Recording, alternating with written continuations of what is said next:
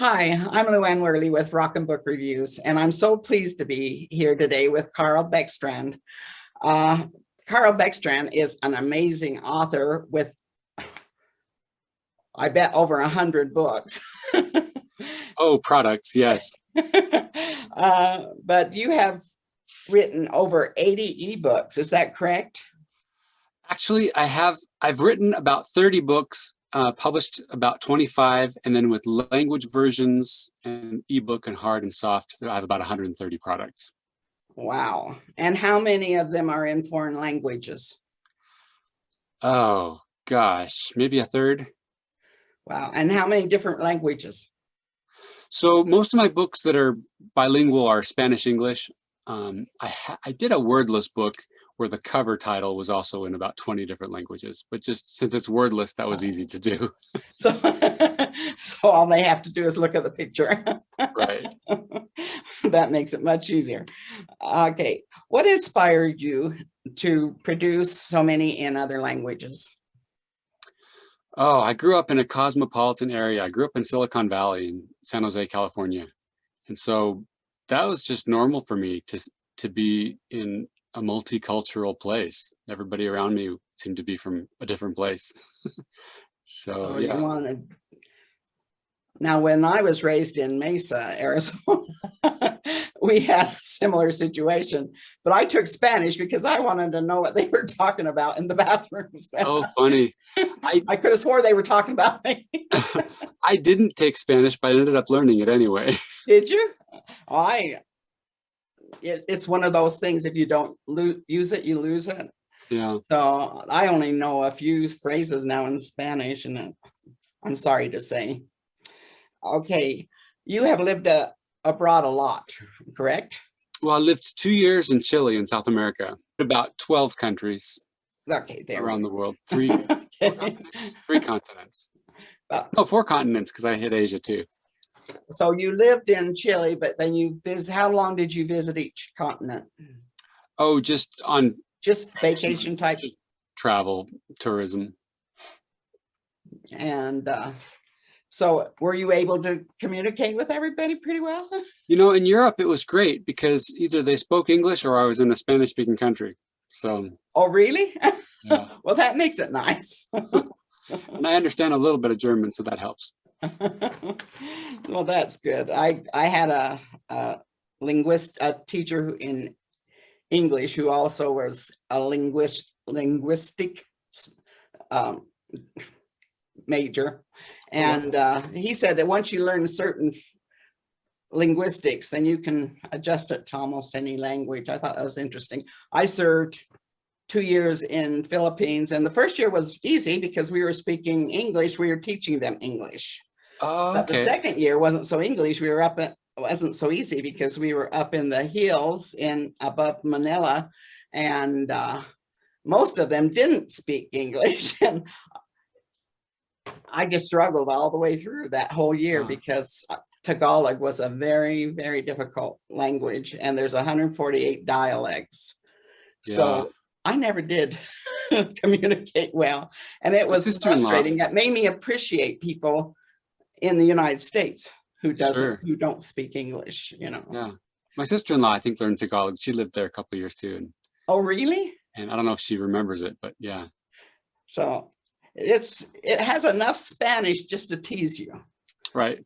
But anyway, but it was, but it still was so different from, I could speak the language with the right accent, Mm, but I really couldn't put the phrases together because it was totally different from Spanish or English. So, but yeah. it was interesting.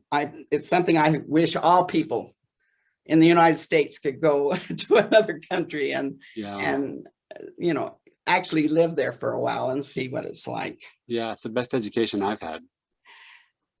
You experienced mixed feelings at the publishing of your first book in print. Mm.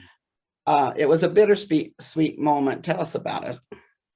So my very first book was published by a local publisher here in the Salt Lake Valley. And the day we went to print, he passed away. So Was he ill beforehand? very briefly, it was food poisoning. Oh my And land. yeah, it was just so quick. His wife called me, and I was expecting to get news about the book, and here she was telling me that her husband had passed away. It was quite a Oh, shock.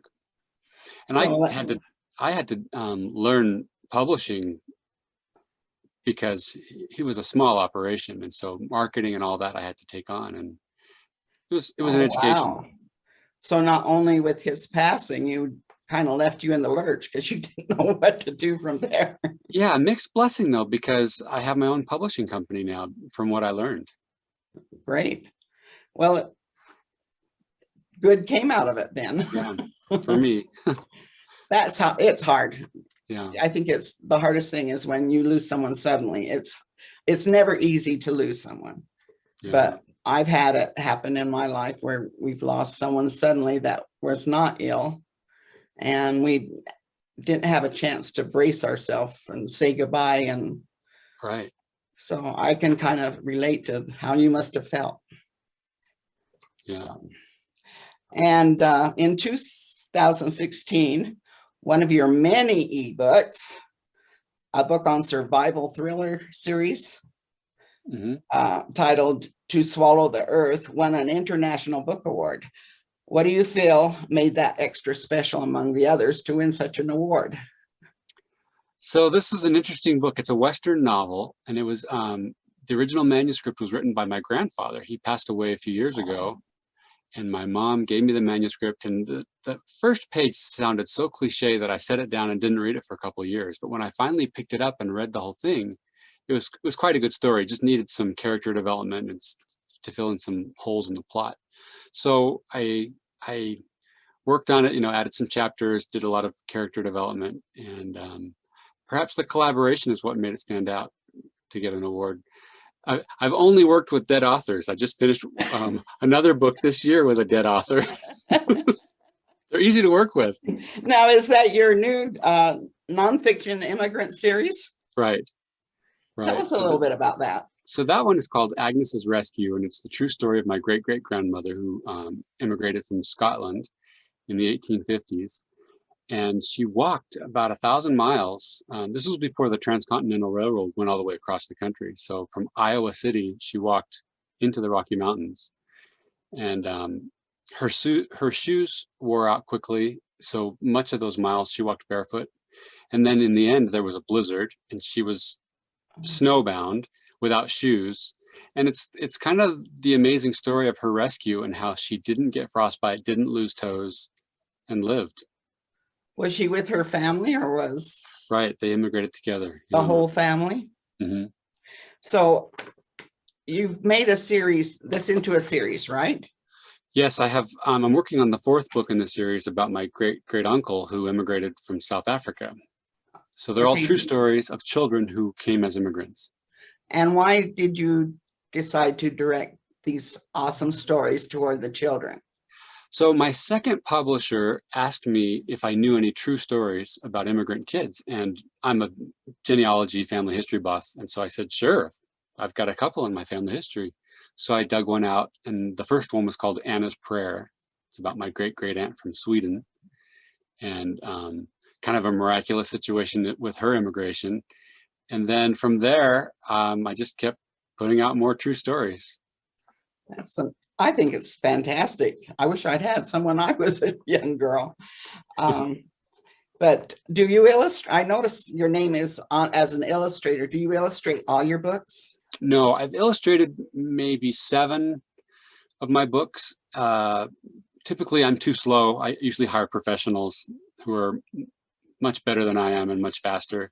But sometimes I'll do it because I studied art for quite some time. In fact, I teach a digital media class right now at a state college. So I can't imagine even writing a book. I've tried to sit down and write. My father, who had an extremely amazing life, he from his mother who died in childbirth, and then he was put out on the range when he was with his brothers at age 2.5. Wow. And he got it, you know, he had his own horse and they taught him how to get on a fence post and go on the horse. And then he's had one amazing horrible thing after another happened to him. And I've Oh, wanted to do that, but every time I sit down to write, I can't imagine how you writers put it together because my mind goes in so many different directions. well, the thing that'll help a lot, maybe you've done this, but an outline. Just write down the main points of his life from birth to death, and then just slowly fill in the gaps. And for our giveaway, you're offering a free book from your food bank series. Tell us about that series and what you're offering. I have another series called Food Books for Kids. It's not food book. I bank. It's not Senior bilingual, moment. but it's yeah. It's I get food in a lot of my stories. I must be a foodie. But this latest book is called Grow: How We Get Food from Our Garden. And the Georgia Farm Bureau purchased several for education purposes. Oh, wow. And it's doing quite well on Amazon. It's one of their best sellers. That is amazing. Well, that'll be awesome for one lucky winner. And this is did you say third one? Oh, so that's a third in my food book series. Yeah.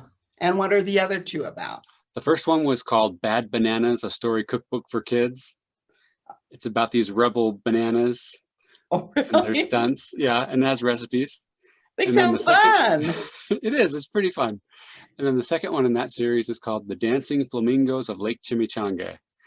And it's it just mentions a lot of different foods and dances and quirky things that the birds do. Oh, how fun. Mhm. So what is your next big project?